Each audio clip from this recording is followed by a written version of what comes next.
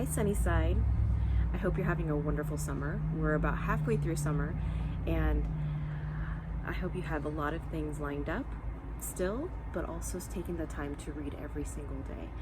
So I'm going to share one of my daughter's favorite books with you. She has asked us to read this book, my husband and I, to read this book to her over and over and over again. And it's called Malala's Magic Pencil by Malala Yousafzai.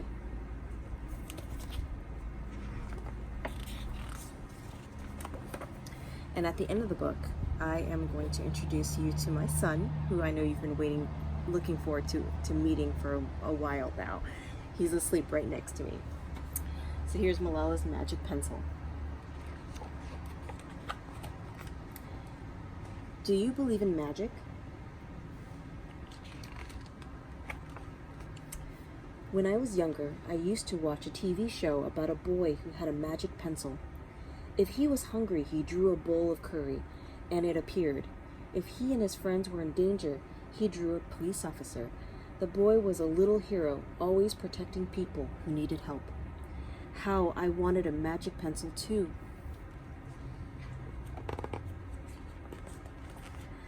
If I had a magic pencil, I would use it to put a lock on my door so my brothers couldn't bother me. Stop time so I could sleep an extra hour every morning. Erase the smell of the trash dump near our house.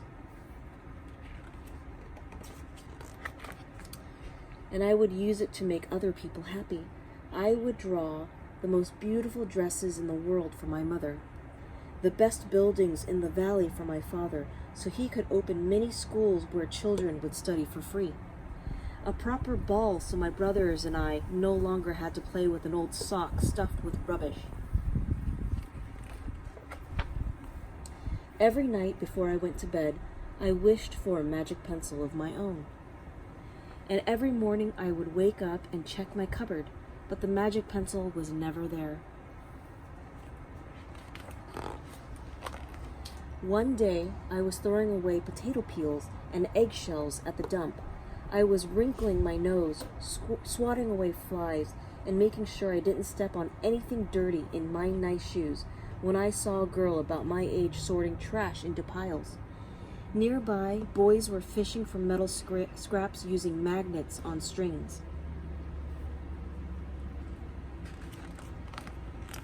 When my father returned home from work, I told him what I'd seen. It made him sad. "Abba?" I said. "Yes, Johnny?" he said back. I always liked when he called me Dear One. "Why haven't I seen that girl in my class?" "Because," he said, but he didn't finish right away.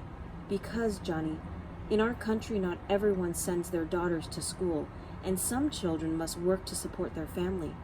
Those boys will sell the metal scraps they find. If they went to school, their families would go hungry.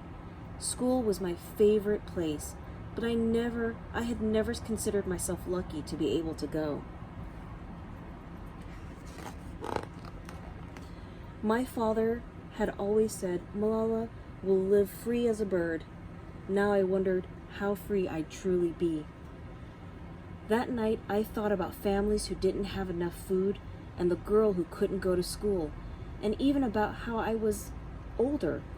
I would be expected to cook and clean for my brothers because where I come from, many girls weren't allowed to become what they dreamed of. I knew then that if I had the magic pencil, I would use it to draw a better world, a peaceful world. First, I would erase war, poverty, and hunger. Then I would draw girls and boys together as equals. Over the next few years, instead of wishing for a magic pencil every night, I worked hard in school every day. I wanted to be one of the top students in my class. But soon, powerful and dangerous men declared that girls were forbidden from attending school. They walked the streets of our city now.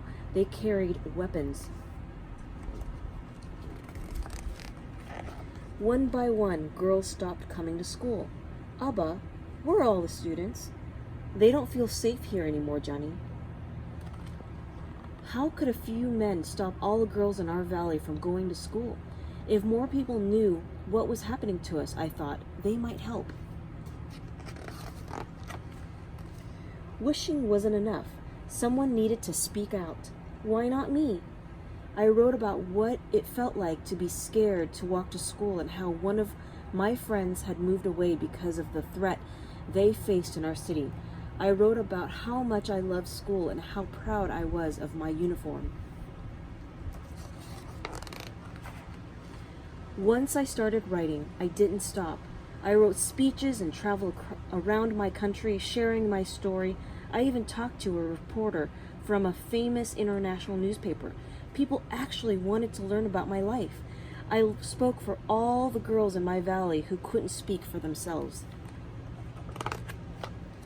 My voice became so powerful that the dangerous men tried to silence me, but they failed.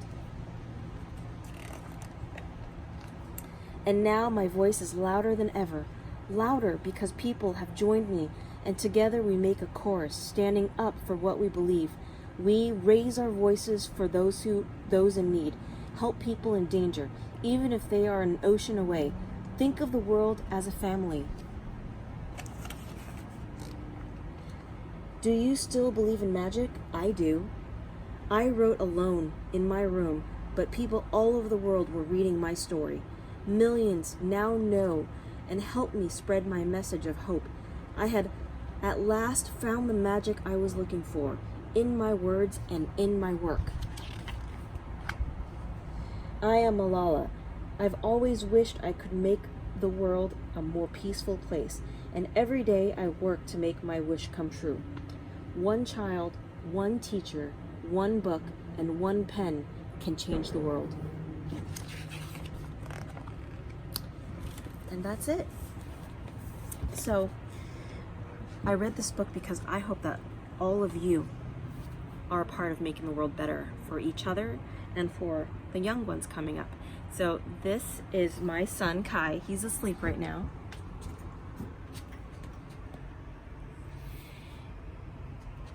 And we've been busy cuddling and snuggling and hearing stories. We've been reading stories every day, and I hope you are reading every day too.